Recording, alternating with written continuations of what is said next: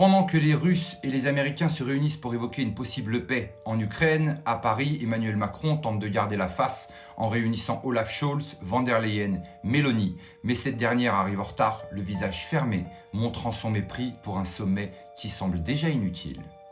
D'un côté, Moscou et Washington discutent directement. De l'autre, l'Union européenne, reléguée au second plan, tente de sauver les apparences. À Riyad, Sergueï Lavrov, ministre des Affaires étrangères russe, n'a pas mâché ses mots. Si l'Occident veut réellement la paix, qu'il le prouve par des actes et non des mots vides. Un message clair, Moscou n'acceptera pas la paix, dictée par Bruxelles. Pendant ce temps, à Paris, Olaf Scholz et von der Leyen répètent le même mantra. Plus d'armes, plus d'aide financière à Kiev. Mais c'est Giorgia Meloni qui illustre le mieux le malaise européen. Arrivant en retard, traînant des pieds, une tête d'enterrement, son comportement en dit long sur ce qu'elle pense réellement. Ce sommet est une mise en scène, une tentative désespérée de l'Union européenne pour faire croire qu'elle a encore son mot à dire.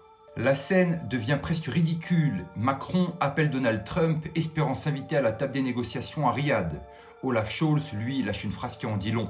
On n'est pas encore au moment de la paix, on est en plein milieu d'une guerre brutale. Autrement dit, l'Europe refuse de signer la fin du conflit, car elle signerait sa propre humiliation.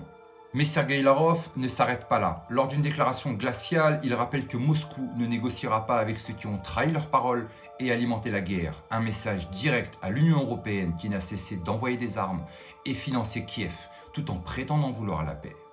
Et la réponse de l'Union européenne? Un chèque de 5 milliards pour envoyer plus d'armes à Kiev, plus de missiles, plus d'obus. Pendant ce temps, les Européens subissent l'inflation, la crise énergétique et la montée des faillites. L'Union européenne a-t-elle encore un rôle à jouer ou est-elle définitivement hors jeu?